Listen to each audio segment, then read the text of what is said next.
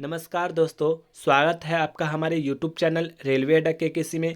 दोस्तों, जैसा कि आपको पता है, हम लोग डेली जो है एसएससी सीजीएल मेंस का, सीएचएसएल का और एसएससी जीडी कांस्टेबल का जो एग्ज़ाम होने वाला है उसी पे आधारित हम लोग प्रश्न लेकर आ रहे हैं। तो आज का पहला प्रश्न है दोस्तों, सर्वेंट्स ऑफ इंडिया सोसाइटी की स्थापना किसने की थी। तो आपको बता दें कि सर्वेंट्स ऑफ इंडिया सोसाइटी की स्थापना गोपाल कृष्ण गोखले के द्वारा 1905 में की गई थी। दोस्तों ये याद रखिएगा, 1905 में इसकी स्थापना हुई थी गोपाल कृष्ण गोखले के द्वारा सर्वेंट्स ऑफ इंडिया सोसाइटी की। नेक्स्ट क्वेश्चन है, महात्मा गांधी के असहयोग आंदोलन के प्रस्ताव का विरोध किसने किया था। यानी कि आपको बता दें 1920-22 में जो असहयोग आंदोलन हुआ था महात्मा गांधी जी के द्वारा, तो उसके प्रस्ताव को विरोध भी किया गया था, जो उसमें है एनी बेसेंट के द्वारा, मोहम्मद अली जिन्ना के द्वारा और बिपिन चंद्र पाल के द्वारा। इन तीनों के द्वारा इस प्रस्ताव को विरोध किया गया था। याद रखिएगा, एनी बेसेंट, मोहम्मद अली जिन्ना और बिपिन चंद्र पाल के द्वारा महात्मा गांधी के असहयोग आंदोलन को अस्वीकार करने का विरोध किया गया था। नेक्स्ट है, किस विटामिन को हार्मोन भी कहा जाता है। तो ये विटामिन दोस्तों है जो सूर्य के प्रकाश से हम लोग को मिलता है, विटामिन डी। तो विटामिन डी को ही हम लोग हार्मोन भी कहते हैं। याद रखिएगा दोस्तों, किस विटामिन को हार्मोन भी कहा जाता है, विटामिन डी को। नेक्स्ट क्वेश्चन है दोस्तों, कोबाल्ट 60 जो है आमतौर पर विकिरण चिकित्सा में प्रयोग होता है। किसी व्यक्ति को कैंसर होता है तो उसमें कोबाल्ट 60 का प्रयोग होता है, क्योंकि इससे जो उत्सर्जित होता है ये गामा किरणें जो है उत्सर्जित होता है, जिसके कारण जो है विकिरण चिकित्सा में ये प्रयोग होने लगता है। दोस्तों याद रखिएगा, कोबाल्ट 60 जो है आमतौर पर विकिरण चिकित्सा में प्रयुक्त होता है, क्योंकि इससे गामा किरणें आपको उत्सर्जित होती है। नेक्स्ट है, क्रोएशिया की राजधानी कहाँ है। दोस्तों आपको बता दें कि बिहार एसएससी का जो एग्ज़ाम हुआ था 23 दिसंबर 24 दिसंबर में, तो वहाँ पे लगातार प्रश्न मिल रहे थे राजधानी से और उसकी मुद्रा से। तो आज का इसमें क्वेश्चन में है क्रोएशिया की राजधानी कहाँ है। तो याद रखिएगा, जागरेब में है, जागरेब। क्रोएशिया की राजधानी कहाँ है दोस्तों, जागरेब है। नेक्स्ट है, जल प्रदूषण निवारण एवं नियंत्रण अधिनियम कब पारित हुआ था। तो जल जो प्रदूषण होता है उसके निवारण हेतु, उसके नियंत्रण हेतु जो अधिनियम लागू किया गया था वो 1974 यानी कि 1974 में इसको पारित किया गया था, उसको जल प्रदूषण निवारण और नियंत्रण अधिनियम को 1974 में। नेक्स्ट क्वेश्चन, सुबनसिरी और धनसिरी नदियाँ किस राज्य में प्रवाहित होती है। दोस्तों ये जो दोनों नदियाँ हैं बहुत ही महत्वपूर्ण नदियाँ हैं, जो कि आपको असम राज्य में बहती है।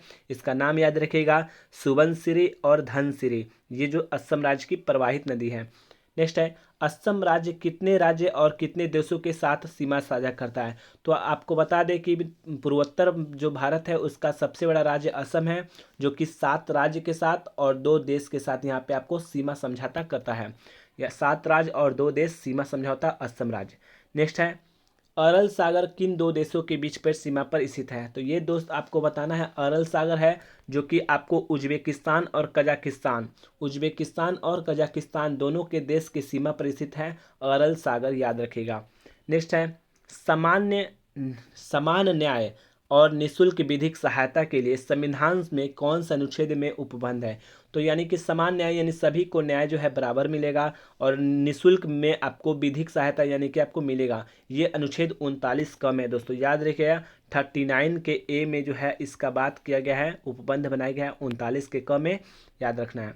नेक्स्ट है, अनुच्छेद 21 का किस संविधान संशोधन द्वारा जोड़ा गया था। तो आर्टिकल 21A जो है वो आपको 86वें संविधान संशोधन 2002 में जो है इसको आपको शिक्षा का अधिकार के बारे में आपको बताया गया था, इसी को जोड़ा गया था 2002 में 86वें संविधान संशोधन के द्वारा।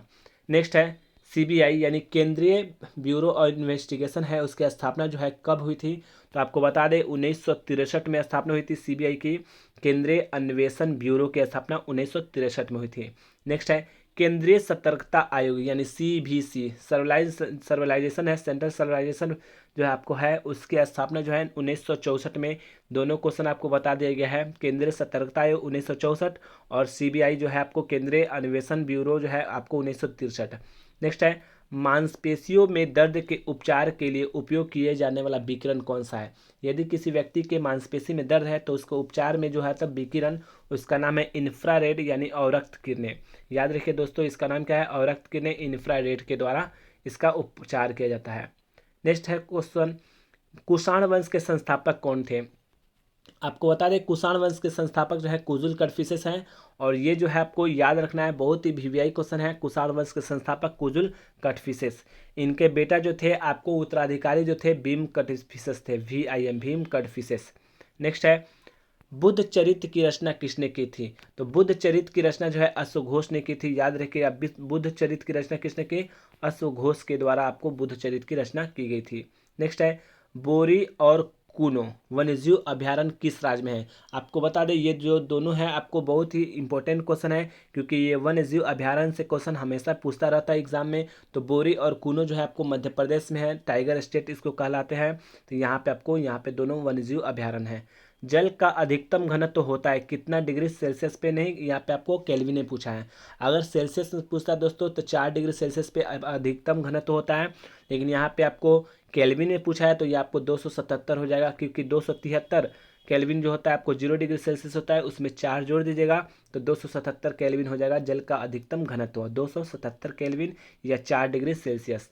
नेक्स्ट क्वेश्चन है दुर्गंध युक्त मक्खन में कौन शामिल होता है? यानी जो मक्खन सही मक्खन होता है, बढ़िया मक्खन होता है, उसमें जो है ब्यूटेरिक अम्ल होता है। दोस्तों याद रखिएगा ब्यूटेरिक अम्ल, ब्यूटेरिक जो एसिड होता है, ब्यूटेरिक अम्ल जो होता है, इसको आपको मक्खन में पाया जाता है। नेक्स्ट क्वेश्चन, लास्ट क्वेश्चन है दोस्तों, देख सकते हैं नवजात सभा की स्थापना किसके द्वारा की गई थी? तो आपको बता दें नवजात जो सभा है उसकी स्थापना भगत सिंह के द्वारा यहाँ पे की गई थी। और ये भी याद रखिए दोस्तों, चैनल पे जो है पहली बार आए होंगे तो इसको सब्सक्राइब कर लीजिएगा और बढ़िया वीडियो आपको मिलते रहेगा। और रेलवे की पल पल की अपडेट के लिए हमसे जुड़े रहिएगा। थैंक यू दोस्तों, जय हिंद।